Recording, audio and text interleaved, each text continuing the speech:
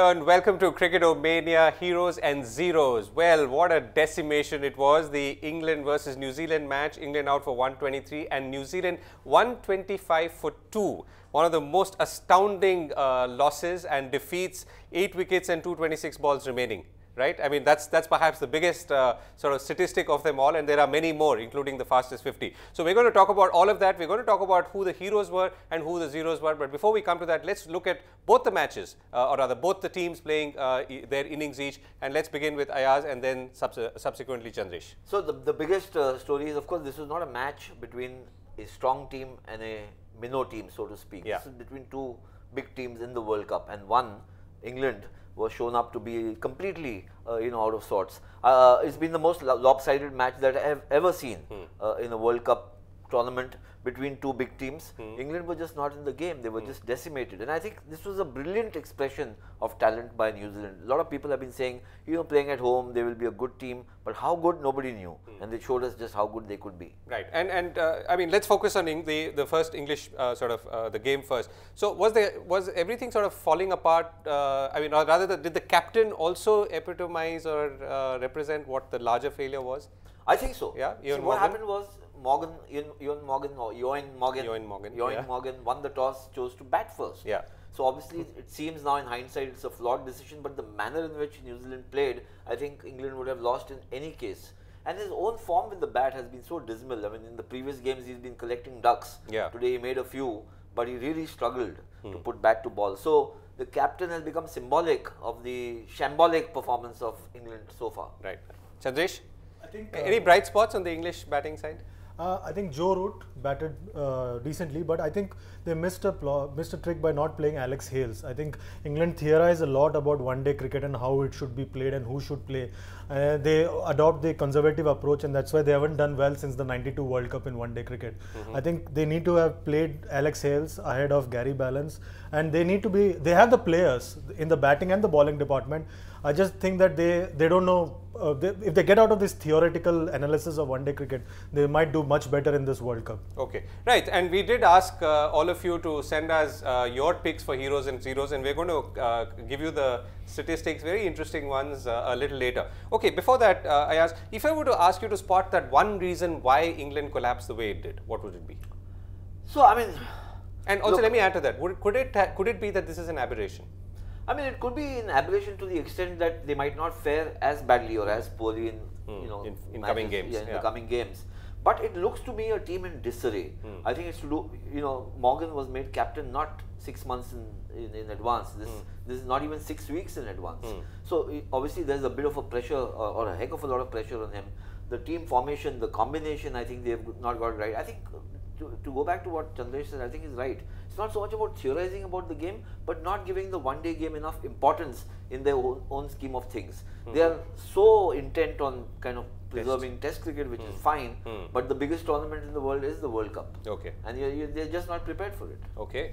What do you think, Chandresh? I think that... the one reason is what the we're one looking reason. for. Yeah. I think right at the top of the order, they have a problem. I think that's where they reached 104.43 and then they just completely collapsed. I think they didn't have a plan and they didn't know how to go about it. They did well against India in the Tri-Series, but here in the first two matches, they were obviously found out by a very good bowling attack in both the matches. I think that's where they lost the plot completely. I think things might get easier for them because in the coming matches, they might have the lesser sides. Or it could get worse. Absolutely, absolutely. Because Afghanistan's got a very good attack. Afghanistan, Zimbabwe. Zimbabwe is in our group. Zimbabwe is in our group, but Ireland? Ireland is also in our group. Scotland, Afghanistan, and Sri Lanka are the other teams in this group. Yes. So Afghanistan could be the one banana skin sort of situation for England in this World Cup and Bangladesh as well. They lost to Bangladesh in the last World Cup, so that could be a potential situation as well. So great. So in England, the most exciting stats, the most amazing stats for you, Ayaz? Well, I think the fact that somebody takes 7 wickets in a one-day game is a fantastic achievement. So Tim Southee, and look, he's been a very talented bowler, we all know. I think what's happened, the transformation in the New Zealand team is they become more aggressive, more assertive. New Zealand were always the more placid team in international cricket. If you look at the last 15-18 months, and I think it's happened because of the change in captaincy, with Brendan McCullum coming in there. He's a very dominating player himself, and he's been able to gel together a bunch of very talented youngsters into a very aggressive. They're moving like a pack. Right. You know. Okay. Any stat that really stood out for you? Apart from the 7 wickets for well, the fastest 50. Fastest 50. Okay, so that's on the other side. So any stat that you want to this thing English batting? English batting. I think the last it could be a stat which could be the other way. I mean, losing 7 wickets for 19 in 8 overs. I mean, that could be one too. Yeah, that's one. And obviously when we come to talk about the English bowling, then obviously there is Stephen Finn's 2 overs for 49 runs. That was just wow. You wouldn't have seen something like this ever. So. I think these are the two. England 123 is also the lowest in the World Cup after choosing to bat, as I understood.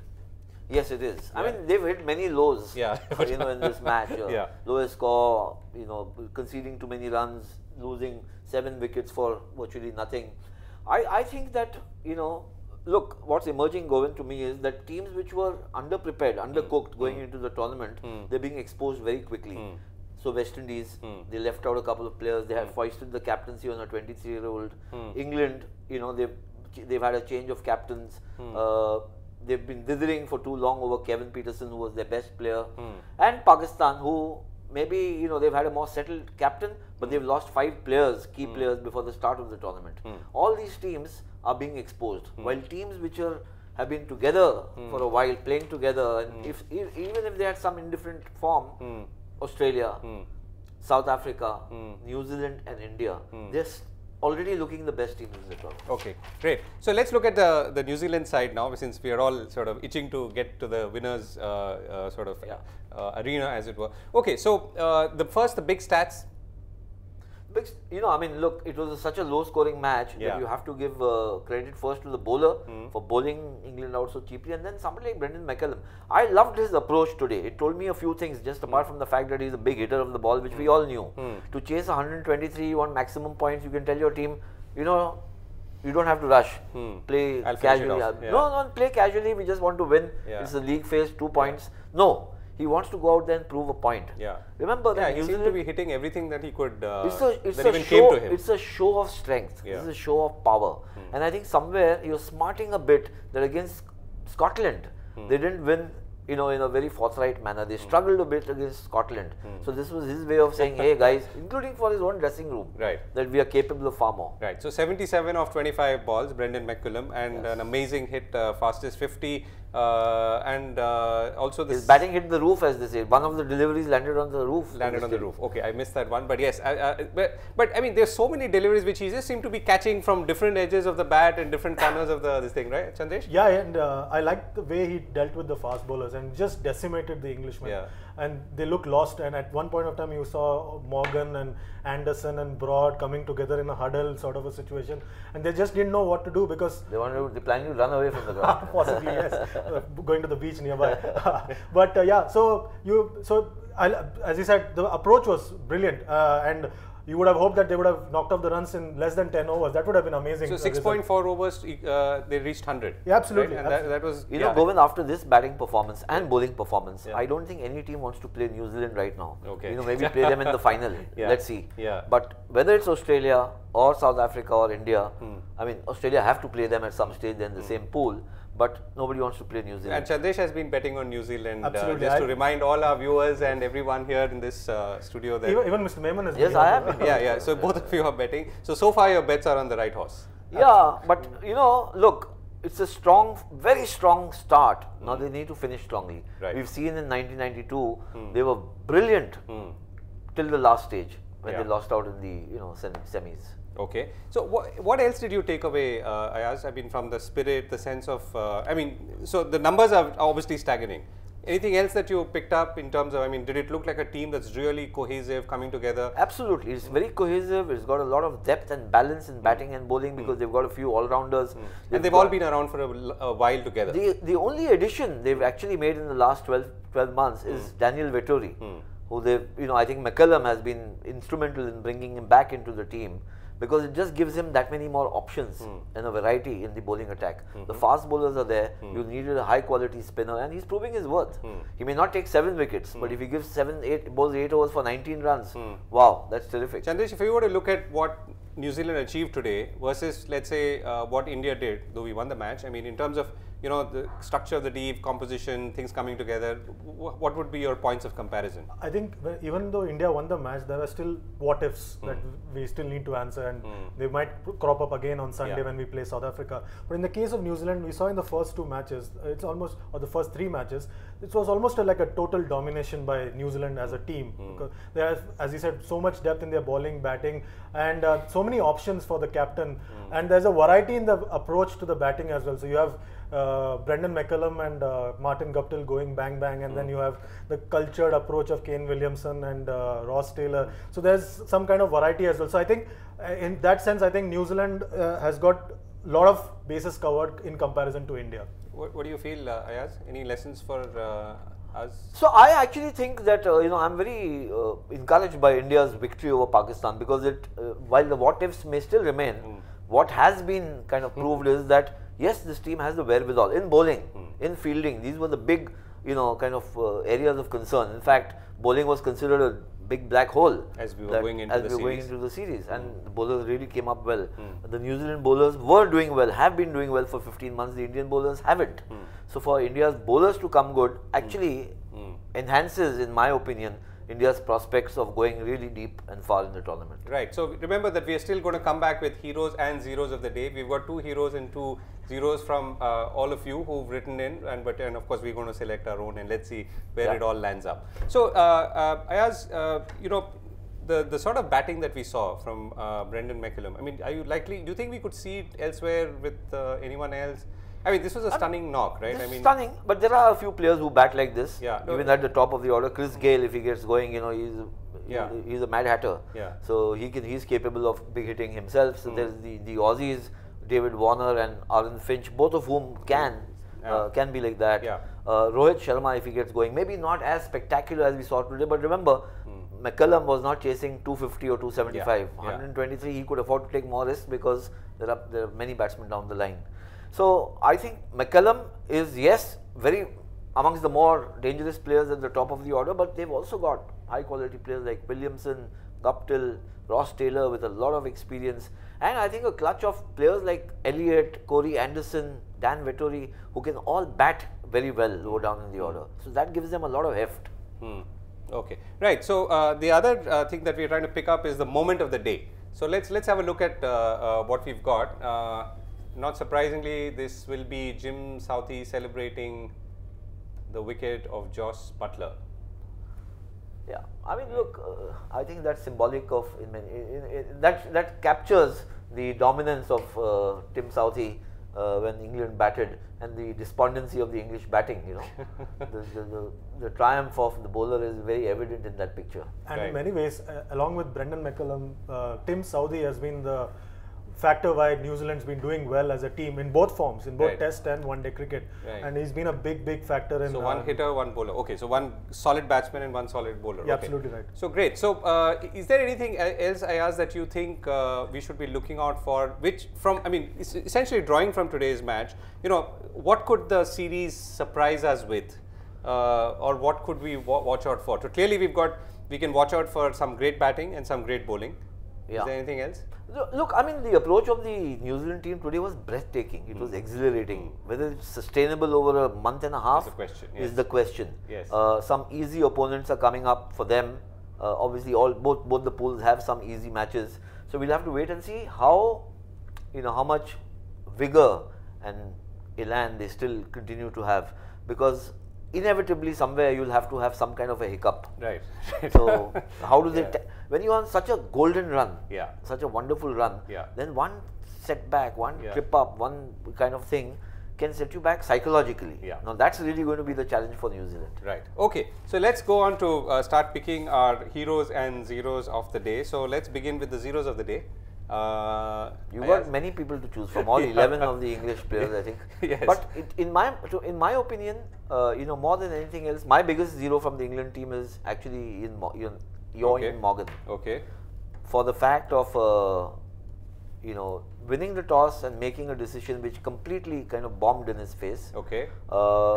He's been struggling with the bat. He seems to be lacking inspiration, you know. Okay. He's just not been able to inspire his team to do anything. Okay, let me get yours quickly and then I'll tell you what the... Okay, my choice is Stephen Finn because I rated him very highly, but I think England has completely mismanaged him. Again, as I said, they theorize a lot about how to handle a genuine fast bowler, and so they... I don't think they mismanaged him. He got 5 wickets in the previous match. But I think... And a hat-trick. Yeah, but I just think that he completely... over. So when you have 120 to defend, the bowler has no choice. Yeah, but I think today's zero for me was Stephen Finn because in the last 1 year he's been completely cold-shouldered by the English team management, and they didn't handle him properly in the last 1 year. He's not bowling as quick as he was earlier, but yeah, so I think my zero for the day would Then he's a bechara, not a zero. I mean, he's 25, so he's got some time to go. So viewers, I mean readers, viewers, those who've been sort of writing into us, Stephen Finn 50%, Ewan Morgan 14%. So his zero of the day is clearly won by Stephen Finn. If you look at what everyone has said and whatever, followed by Ewan Morgan. Right. So I think, but perhaps Ayaz, if you were to look at it more qualitatively, given the fact that he's captain and perhaps his showing also led to the, or the lack of it led to whatever. The problem, I mean, obviously the viewers have their opinion, but if you come into bowl when the score is already 60, in 3 overs or 4 overs, then you know that you had it. You're going to get a pasting. There's no way you can bowl an economical over at that stage. Right. Okay, so let's look at hero of the day. Ayaz, first.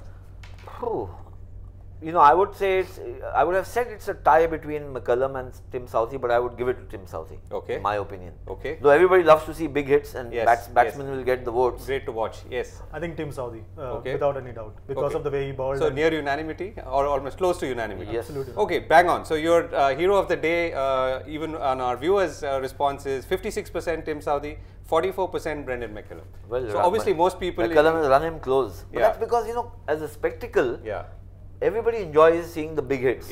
You know, that's why it's a batsman's game, they say. You know, Tim Southee with the skill that he showed, late outswing, everybody, you know, kind of groping to play him. Absolutely brilliant to watch. Right. But the hero and zero shows that the viewers and the readers are rooting for the bowlers at this World Cup. Yeah, that's very interesting. Yes, exactly. So both cases. So Tim Southee is the hero of the day and the #1 hero of the day, and Stephen Finn is the #1 zero of the day. As we conclude or come towards conclusion, what are we looking on for tomorrow? Quickly, Chandresh, and then Ayaz, last word. Looking out for a West Indies revival, hopefully tomorrow against Pakistan, and Bangladesh, if the weather holds good, putting up a decent performance against Michael Clarke-led Australia. Okay, as we move on from Wellington, yes. But I think one should also look at a Pakistan revival. You know, but West Indies and Pakistan find themselves in a similar situation as England find themselves now. Whichever team loses will have lost 2 matches. And West Indies, if they lose, they'll be even in a more precarious position because they've lost to Ireland earlier, a match which they were expected to win. If Pakistan lose, they'll be in a similar situation to England. You've lost to 2 of the toughest teams in the respective pools, and you still hope to win 4 going ahead. So things could get better from where it is now. However, given the current form, it could even get far worse. Right. Whether it gets better or worse, we are here to pick all the heroes and zeros on CricketOMania. Stay with us. We're going to be back tomorrow, same time. Thanks for watching.